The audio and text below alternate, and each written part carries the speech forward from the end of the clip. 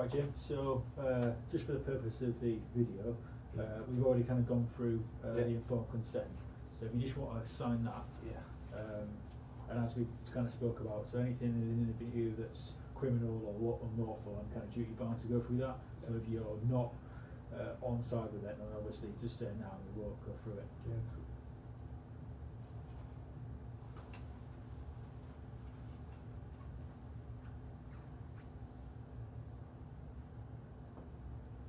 Alright, great. Yeah, Alright, thank cool.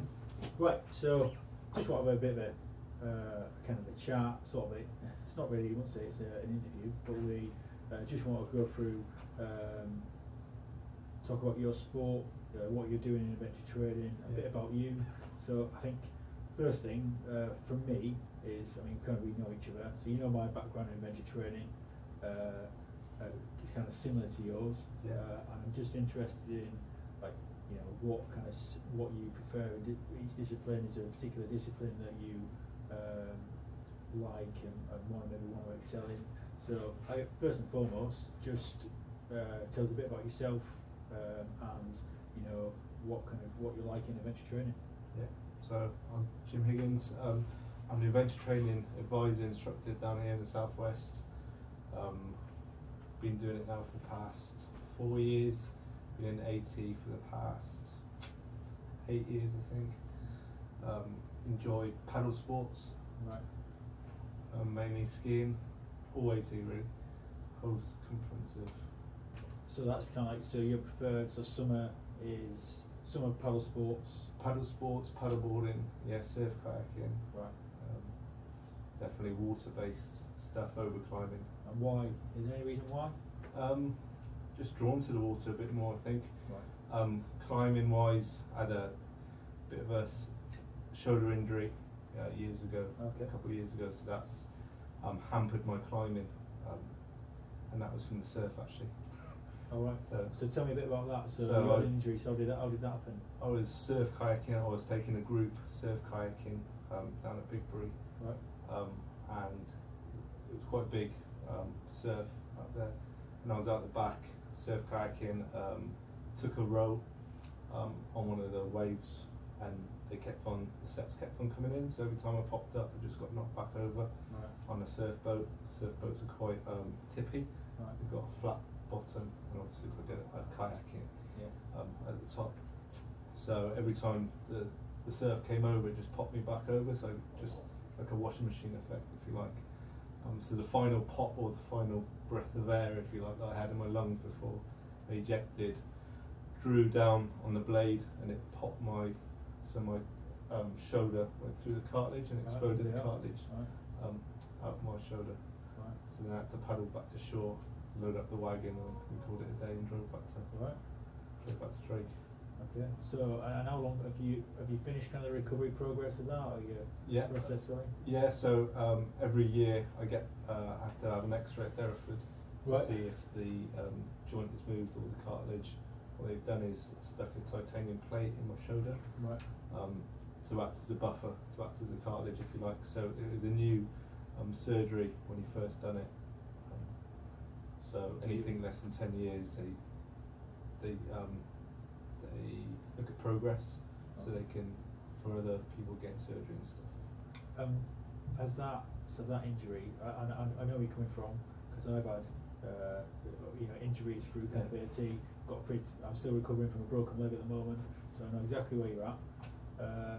And in terms of that, so do you feel that's affected how you how you look at kind of maybe what you do in adventure training or kayaking?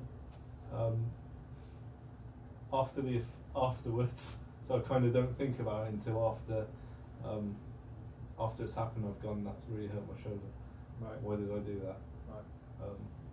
Instead of thinking, some stuff I look at and go, I shouldn't really be doing. I'm not going to go down there. I'm not going to do that.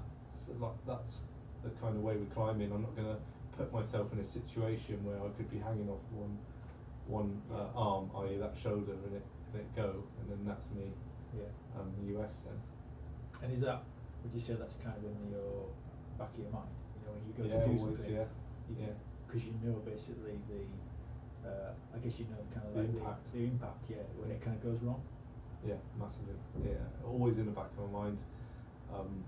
Even skiing and stuff, you're always thinking in the back, if I took a fall, it's normally on the part that you're injured when you do take a fall. So you're always conscious of that. So it does take you back and draw you back out of that situation, if you like. It's managing it more than because you've got to live with it. Haven't you? Yeah, and it sure, took yeah. so long to heal. I kind of don't want to go back to where I was. Yeah. Because it's quite a dark place when you get into injuries and Yeah, completely. Yeah. and you can't see the light out and you don't think you're going to be able to operate like you did before. Yeah. Yeah, it's quite hard to see the light at the end of the tunnel.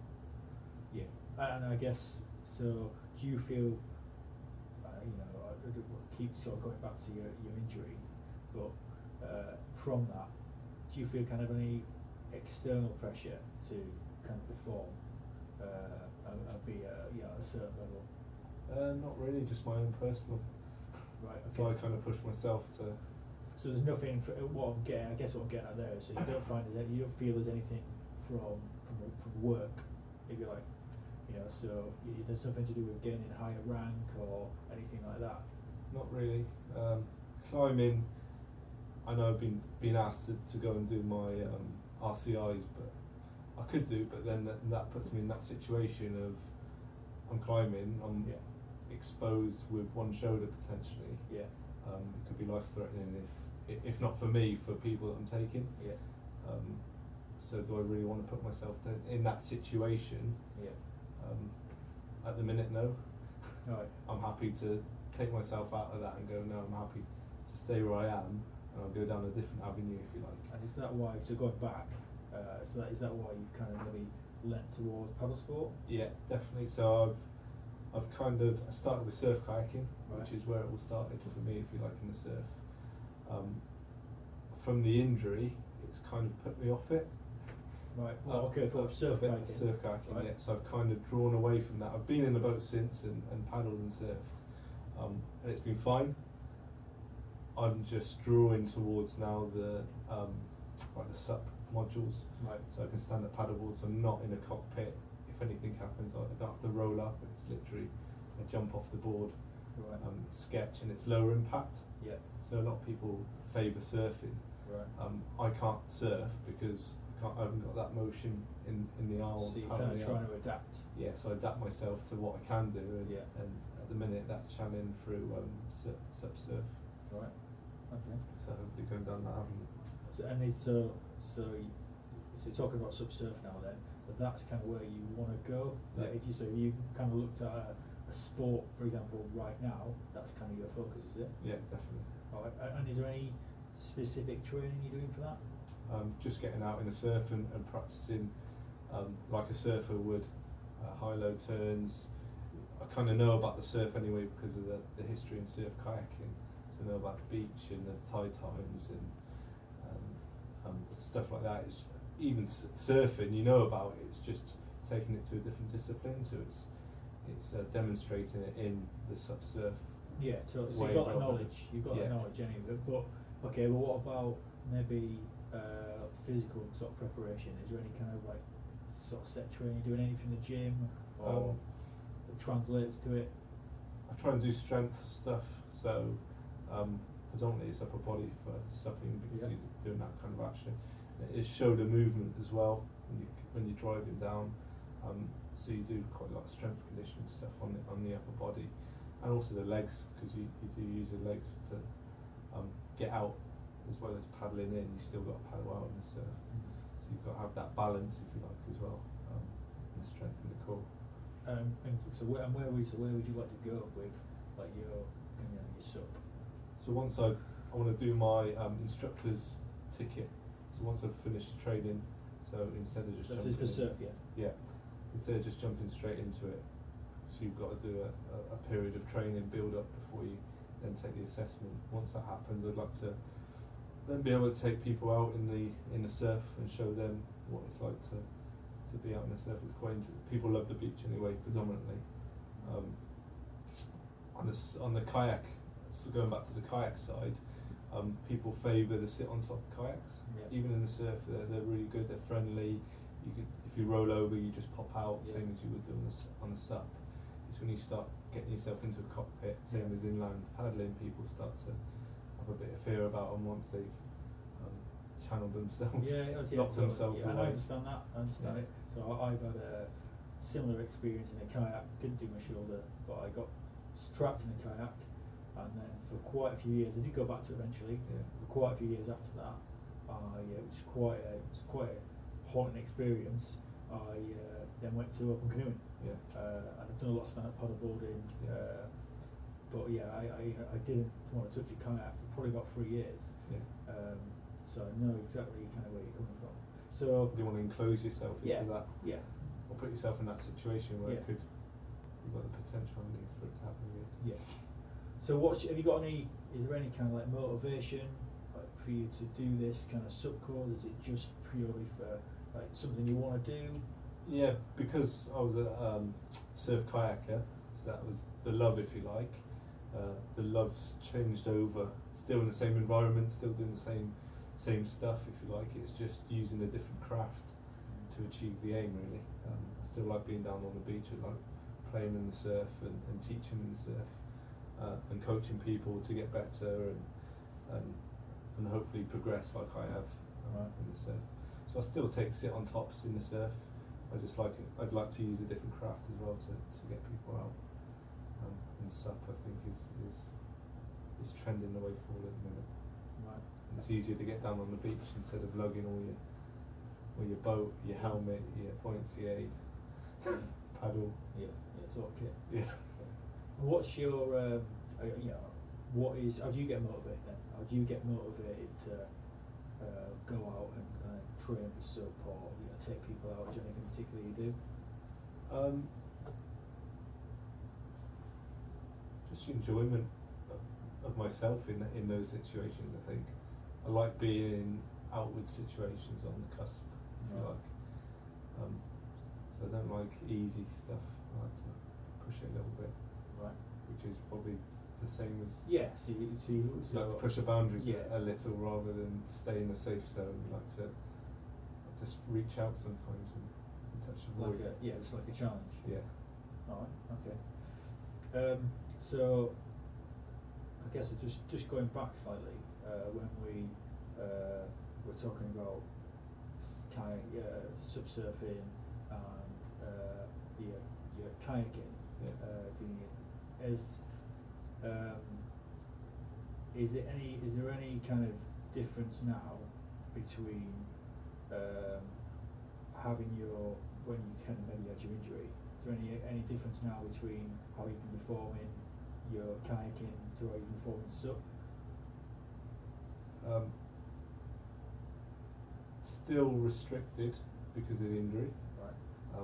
And you're still thinking about the injury all the time. But because the discipline's a little different, you don't have to worry about rolling up and capsize drills and stuff. It kind of takes that element away from it, so you can push the boundaries a little bit further, knowing that you're not going to capsize and you're not going to have to roll up, and any roll obviously jeopardizes. You put yourself in that position, you're exposing the shoulder straight away. With a SUP, it's friendly. It's as friendly as it can be in the surf. And is it just the surf you're interested in, or do you want to kind of expand into other things and do touring? I like flat water. Touring, if I'm totally honest, bores me. Right. Alright. Just because there's no adrenaline there to be had. Okay. It's a bit of adrenaline junkie. Yeah. Okay. Touring's fine, but it's fine. It's the same as sea kayaking. So I'm not a fan of sea kayaking either, because it's fine. It's cool. It's get from A to B on a journey, but there's no adrenaline during that trip. Whereas if you're river running, if you like, you've got stuff happening on the way down. Surfing, you've got stuff happening. You can chase a buzz, if you like. Same as skiing. Skiing's the same. Instead of staying in the safe bits, you can go off piece and push the boundaries a little bit. And so, so your aim is to get to that kind of that SUP. So would you say that's your goal? Yeah, To get I think SUP yeah, certificate? definitely. So have you got any kind of plans of how you will achieve that? Yeah, so going through the training phase at the minute, so it's just developing myself.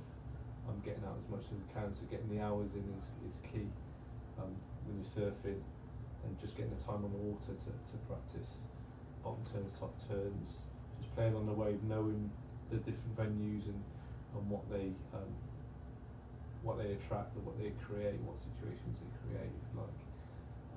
Not just for my personal, but when I come back then to take people, you kind of know if the tide's out, you know if it's a goer or what the tide's in, and you know the different venues.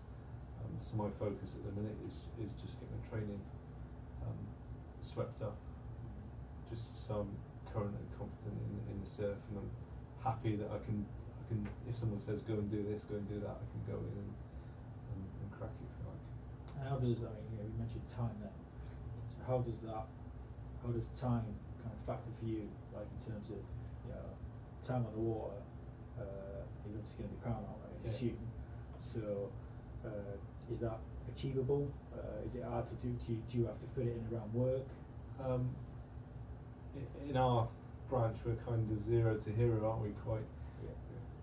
We do it like a civvy would take, I don't know, 5 years to get certain quals, where we tend to reduce that down to a year, if not 6 months sometimes, to get the same kind of quals, just because of maybe the focus and the momentum we've got for it, the time we put in. I'm quite lucky down here, especially with the job I do. I can get out in the working day and do it as a CPD module, if you like. And then time, because we're down by the beach, after work you just stick a board on and head down.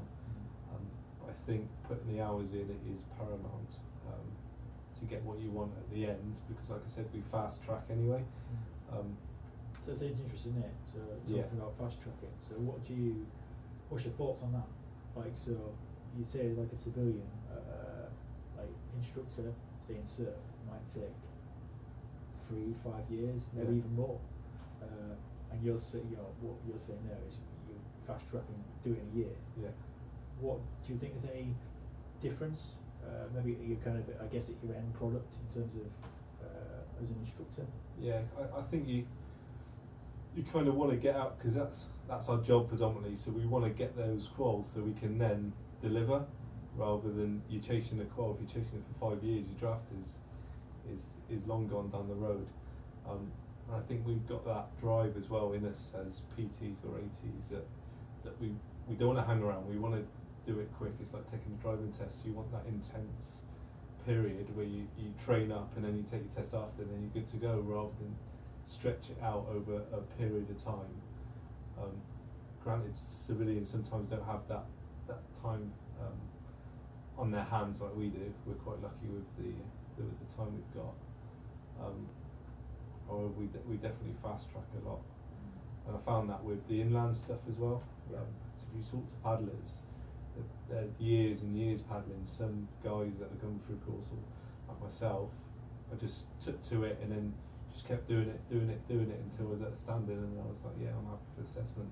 That was probably a way before a civvy would have done. Yeah, and I think we're quite fortunate in the fact that you'll be able to do it in works time, whereas most people will be doing it on weekends and all the rest of it.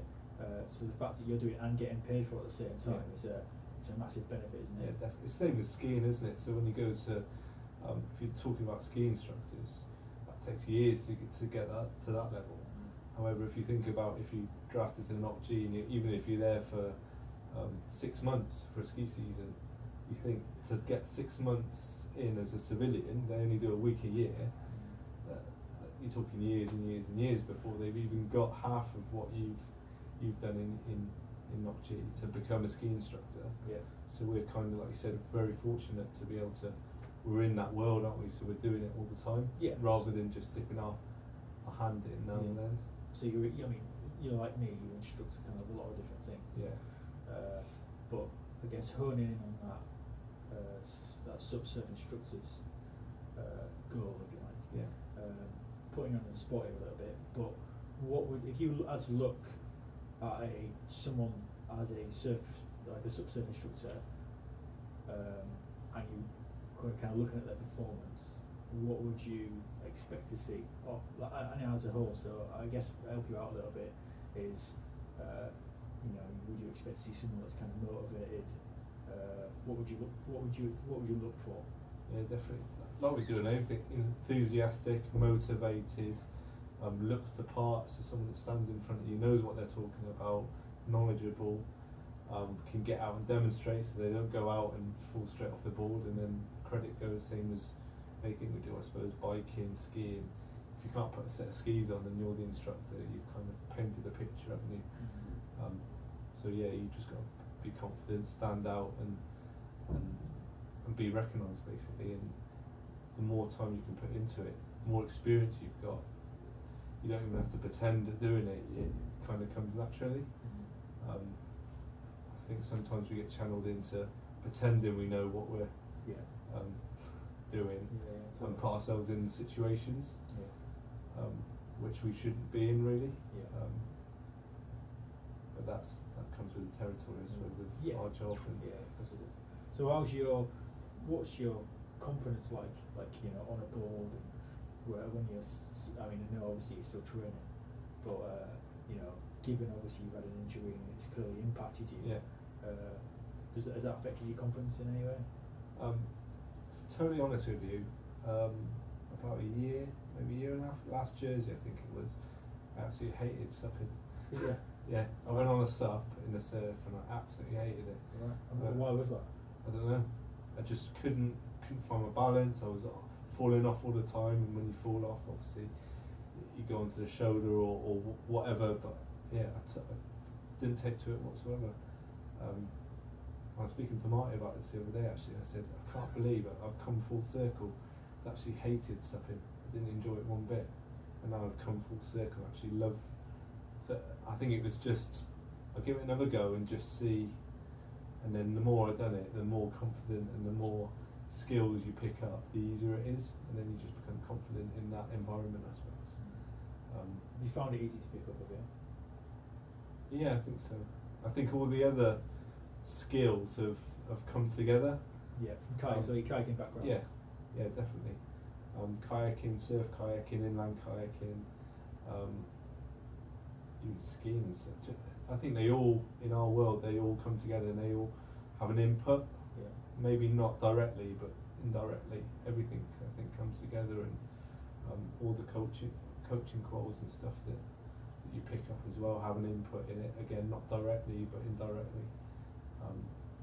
You can definitely see it when I've been on assessments and civilian guys have been on it and military guys have been on it. You can normally tell the difference, and even the assessors can tell, even though some of the time you're bullshitting.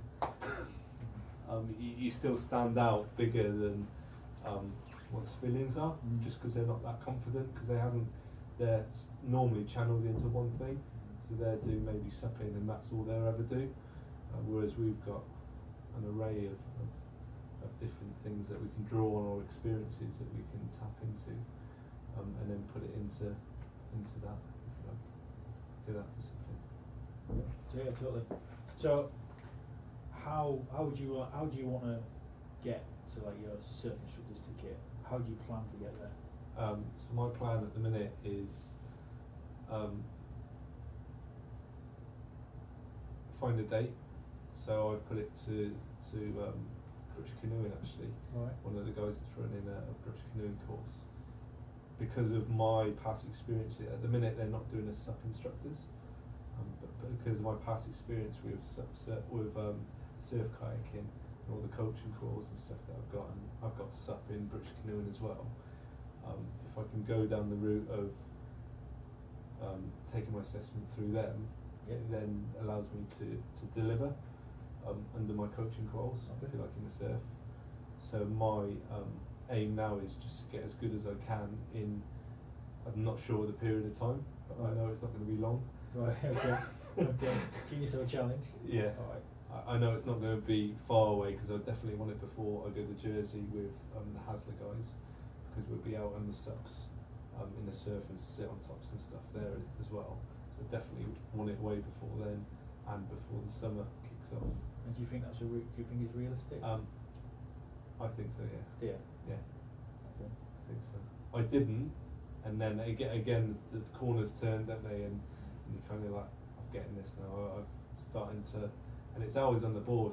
Someone said because I've changed around boards a bit as well. It's you get used to a board, then you change to another board, and you get used to finding what you like. Yeah, you've just got to get a board, stay with that board, and just get good on that board. Okay. Practice makes permanent, doesn't it? So the more you do it, if I can get out as much as I can, as much as work will allow me to get out and practice, touch wood, can't see it being a problem. Because the more I'm out in it, the more comfortable I am in that environment. Right. Again, is it zero to hero? Potentially, but because of my surf kayak experience and I've gone down 4-star leader coaching in surf. Yep. Down that way, it's kind of led me onto this. I think the roads normally lead you down the path, don't they? And you normally take different turns off to pick what you like. So I guess so off the board, out the water. Is there anything you intend to do for like preparation towards it? Just keep the fit up. I think that the fitter you are, the healthier you are, the easier it is on the board as well. So you're not fatiguing. At the minute, I'm actually smashing myself. So I'm going out, catching away, practicing different bits, which you'd never do with a civilian go out and absolutely smash themselves. So they've got no energy at the end of the session, if you like. Yeah. So fitness plays a big part in that. Yeah, huge. Yeah. Would normal people be able to last as long? Do you know what I mean? Normal people. Rather than supernatural. But you just do. You push, and you're pushing the boundaries. And obviously, fitness has a massive part to play in that. And is there anything you do to like mentally prepare before you kind of go in the water? So I'll give you an example. When I go skiing, which is however stupid this is, if I'm going to maybe drop into something that is particularly heart's racing a bit about doing, for whatever reason, I pull my gloves really tight that I'm wearing, and I always do my bag straps tight, and then I just go. Yeah. So there's certain disciplines that I do that with, exactly the same. Paddleboarding, bizarre enough, isn't one yet, but I don't think the others were straight away. I think it took something for that to happen. So, as an example, inland kayaking, before I'll go down the river, I'll go on the water. It won't be flat water. In fact, it might be flat water as well. Before I go in, I'll sit in the boat and I'll take my helmet off. I'll dip my helmet under the water and I'll put my helmet on my head. And I'll do that every time before I go down the river. I don't know why. Right. It's just that then switches on a switch for me to go. It dials me into what I'm doing. So exactly the same as skiing for you, like doing everything you're doing. Your pouches up, aren't you, and just getting your head into what's happening. Yeah. So that potentially I put that on my head, so I know what that feels like to maybe go upside down. I don't know. Before the shock happens, and then you don't know how to accept it in. I do that. Put the bucket of water, if you like, on my head. Do my strap up, and then down the river. And when you're sort of stood on the beach and you're looking at the surf before you go into it, do you stand and kind of have a look to see what's going on, or you just kind of get straight in there? Normally before the kick comes off, you'll analyse the situation. If you like, see where the breaks are coming from, left or right, what it's like, what the conditions are like. I drove to Bude the other day, and the conditions on Magic Slyweed were 5-star, crystal, you can't beat it, glass, brilliant. Got there and it was absolutely horrific. So we ended up standing on the beach for probably 2 hours, hoping that something would change. Waiting for the tides, especially at Bude. In some of these they've got like the harbour wall, so if it comes in enough, it kind of shelters from the outside. So we were stood there just hoping that something could change it, and the tide would come in enough. We knew it was going to get dark when we got on, which was fine. But then the time started to go and nothing was changing, so we kind of made the call, we're not getting in. Unfortunately, that's the nature of surfing. The other day I was down at Big Paree and I took a hiding in the surf. Right. But just because I was so eager to get some stuff done, I didn't want to just call it a day. It took like 40 minutes to paddle out with it. So how did that, I know I've been there as well, but how does that make you feel? What, not getting in? Well, not getting in, but I guess more importantly, when you're out in it. Getting beasted? Yeah. Frustrated? Yeah. I was more frustrated, and a lesser person that wasn't fit enough would have absolutely, because I was ball bagged by the end of that session. I was done. I was literally crawling up the beach. So what happens? So you get frustrated, obviously, Yeah. because it's not going your way, and the surf's maybe a bit choppy or whatever it is. Yeah. How do you think that then affects your performance? Terribly. Yeah. Yeah. Because it's in your head then. Well, fatigue comes into it a bit as well, because by the time you've got out, you're that knackered. You kind of you're accepting it rather than getting on the wave it and enjoying it. And the conditions were so bad, it was kind of coming up and then dumping straight away. So even the good surfers were getting a hiding. So and then even getting out, people walking down the beach to try and go further down to drag themselves out. So it gets mentally into your head as well. To how can't I get out of this? How can't I get out of the back? You're talking 40 minutes to paddle out, 45 minutes to paddle out the back. And how do you prepare for that? I think it's just willpower. I think so, yeah. And yeah. I guess motivation, will and kind of motivation to be out there. Yeah. You're so motivated that you want to get on a wave and do some stuff. Yeah. Anything goes, isn't it? So you kind of stay in it and keep plodding away, Yeah. Until your time runs out, basically, and Yeah. on your wagon, and then you call it a day and go back in. But I wasn't getting out before that.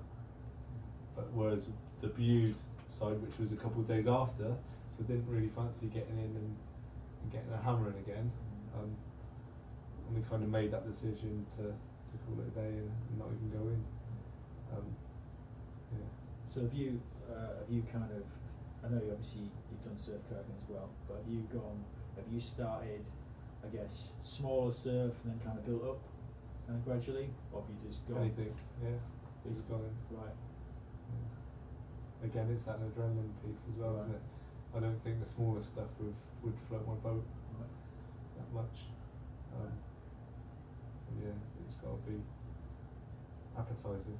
Right. And the times when you kind of stood, maybe you've recce'd or on a beach before you've done something, do you think that's helped you prepare kind of mentally for what you're going to go do? Or do you think it's or not? Sometimes it's better just to not think about it and just Right. get in and do it. Right. Same with skiing. If you start to look down and the cogs start turning then, don't they? And that's when you start to tighten stuff up and look again, and then your legs go. So sometimes it's nice just to jump into it, and what happens happens. And It's interesting, isn't it? So, I mean, when you were preparing to go do something, like I guess mentally, where do you reckon that starts? Loading up Yeah. before you even go out. Yeah. Looking at magic, like doing your research. If Yeah. you're So I was just going to magic say skiing. exactly that. So for me, when I'm going to go do something, Or look at the it's- powder if you surf. If yeah, you're skiing. but anything on the water, it's like exactly that. When I'm looking at that surf report, Yeah. Or the river levels. yeah, it's there, isn't it? Yeah. That's when you kind of start to think, right, so this is going to be good, right? And again, I guess, does it come down to this, all your checklist almost? Yeah. We kind of like that in the military, aren't we? Yeah. It's right, got your kit, good to go, weather's good, but let's get there and kind of level up. Yeah, definitely. Yeah, definitely. And you get there and you just go for it. Unless it's completely surf's the only well, I've been on the river before actually where I've gone actually that was verging on we're not getting out of here if we jump down there. So yeah, it swings and roundabouts. Like you said, you build yourself up beforehand, that you look at the reports, but sometimes you just got to chuck yourself in and that's how you learn. And I think that's how you learn quicker, by putting yourself in those situations. if you pepper pot too much on the lower stuff, and then it's just going to take a lot of time to build up. I think we tend to just go, right, let's smash it out the back and see what happens. Yeah. Rather than play around in, like you see baby surfers, if you like, they just play in the foam, if you like. So just in that part where that doesn't really do anything for me. So I'll just paddle straight out the back. I think I have done since I started paddling. So are you going to write out? Have you got kind of do you write a plan or anything like that in terms of for you to get to kind of your surf ticket? Are you gonna your surf qualification? Are you gonna do anything, or are you just gonna? No. So when's Jersey? When is that? When's kind of like your end goal? What's your Jersey is July. this year? Yeah. Right. So it's pretty tight. Okay. End of July, August, beginning of August. Right. And is there anything? Okay, can you get the time in work to go help you get that, or is there anything that's going to impact you maybe getting that in July? Weather conditions. Yeah. Pretty much, like I said, we're really lucky with work because of where we are and what we do. If I've got no groups going out, or I've got other people taking groups out, then I'll leave a bit earlier and get aboard and stick up on the roof and get out, weather permitting or surf permitting. That's the only holdback I think I can see is the conditions. Same as when you're paddling, you've only got that scope, haven't you, of the winter season, and even then it can be too big.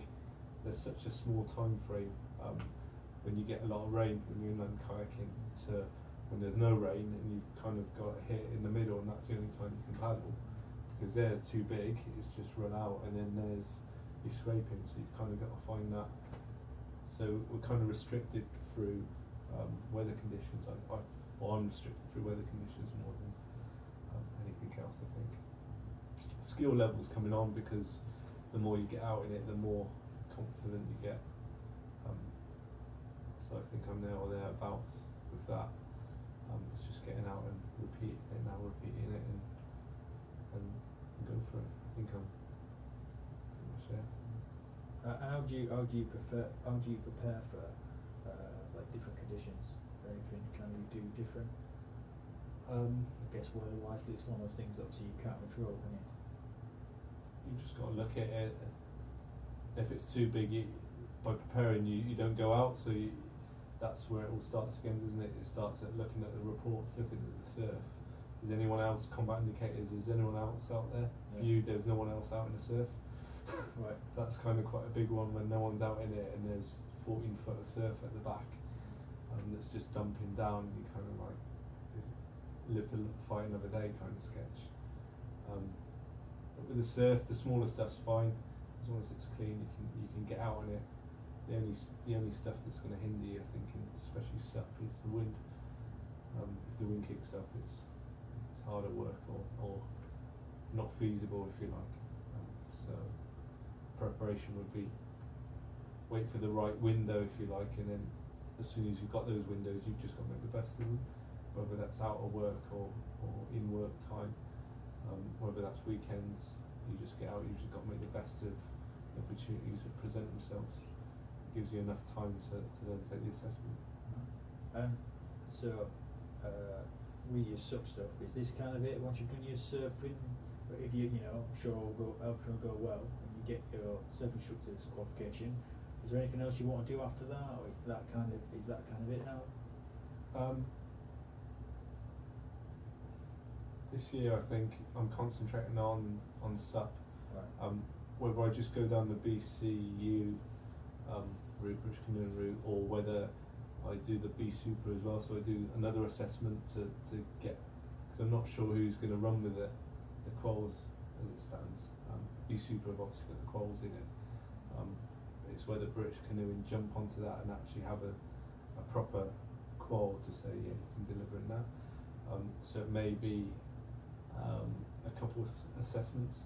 So the British Canoeing one maybe as a primer, because it's personal skills and stuff like that. It just gets you thinking about that environment. And then the B Super one, after last year, was focused on inland kayak coaching. Right. So doing my tickets in that, so I've kind of done a theme, if you like, rather than try and cram everything in. Yeah. Which again we try and do, especially on like AT course and stuff. We try and get all the disciplines. I'm trying to focus on one thing and then the next year. And if you found that work better for you, doing it like that? I think so. Focusing on one thing, because then all your power's on that thing. You're not going, well, it's a good day, but which one do I decide to do? Do I go climbing or do I go paddling? Yeah. And you haven't got that. You kind of know what you're doing. You're doing that. Yeah. And I suppose the program that gets dictated around what you're doing that season, if you like. Yeah, I completely understand that. Similar to what I do, because there's so many different things. And how do you cope with that? Because there's so many different disciplines, isn't there? Yeah. That kind of we have to cover, we instruct. How do you cope with the fact that you've got I guess. But so for me, I kind of think, right, well, maybe I'm focusing on climbing, like this year, but at the same time, in the back of my head, I'm thinking, well, I'm climbing, but I'm not paddling. Yeah. So I'm losing that sort of a little bit of that skill set. Yeah. It's taking a step back, isn't it? Yeah. Do you kind of feel? How do you feel with that? Exactly the same. Yeah, exactly the same. Had it with climbing actually. Was it last year? I hadn't touched it because I was paddling for so long, and then group come out and go, oh, we want a week of climbing. Straight away you're thinking, right, I've got to get my climbing head on now. And you kind of, for me, I like to go out. So I went out on the ground, recce'd, set up some stuff just to get my head back in it, and it comes back. Yeah. It's just getting back into it. Yeah. Whether that's taking someone else, if you were climbing and someone wanted to go paddling, you go, do you want to come paddling? I just want to get my hand back in. We're not doing anything. I just want to paddle down the river and just get that feeling back, and it comes back. But I think it's hard when you've got the multidiscipline stuff to channel straight into it. Yeah. Yeah. We're lucky if we get groups that are quite low level, because then we can raise up with them, rather than if you had a really experienced group that want to do some gnarlier stuff, you're kind of on the back foot because you haven't done it for a while. We're quite lucky with the groups again that we have. Most of them are quite low level, so we can pitch it quite right, I think. But I like to get out and recce and do a bit of staff training for myself, just to get my head back into what activity I'm going to do next. A bit like Marjons, when there's a changeover, you have a bit of staff training into the next. If you've been skiing for 6 months, you kind of forget about all the other bits and pieces, so you stop that and then you train for the next season, and then end of that you'll then do some skiing for the next season, and it kind of rollerballs like that. Do you feel like, obviously we're doing multi-disciplines. If you didn't do multi-disciplines, and maybe you just did SUP, for example, do you think you would I think I'd be bored. Yeah. Yeah. Alright. So you need some rules to kind of upgrade. Yeah, and I thought that with the ski season that's just gone, I was kind of skiing and really enjoying it at first, and then near the end I'm kind of like, I fancy getting on the board now. I fancy doing kayaking or climbing, or I think I'd be bored if I just did one thing. And do you think that makes you, the fact that you do multi-disciplines, do you think that makes you allows you to perform better in SUP, or do you think it's like maybe the other way? Because you're I think I'd perform better. Yeah. Again, it adds different things to the party, doesn't it? It adds little tricks, and it's not directly involved, but you can take little bits from climbing, from paddling, from skiing, and you can bring that into what you're doing or what you're focusing on. With each discipline, I think they all mould into one. If I'm honest. So when you're doing like something different, like a different discipline, say climbing or whatever, you don't necessarily feel like you're losing out with the fact that maybe not on a SUP board. No. Again, you focus on that discipline that you then channel yourself down there, and then when that's done, you then cross deck across and jump on. Like I said, skiing, end of ski season, I wanted to get back on the SUP board. Yeah. But that was just because I was doing it for so long. It was click, rewind, repeat, and it's just nice to vary it, to change it up a bit. I think it's the kind of people we are, where we like change. We don't like to be cooped up in an office and doing the same mundane things over and over again. Like lions, I suppose, don't like to be caged up. They really like to get out and do stuff. I'm always happier when I'm out on the ground than I am stuck in the office behind the computer. Right, great. All right, well, look, thanks for that, Jim. Yeah, no problem. Yeah, is there anything you kind of want to add? No? No? No. After that? Thank you All right, very well, much. cheers. Thanks so Cheers, much. mate. Cheers. Thank you.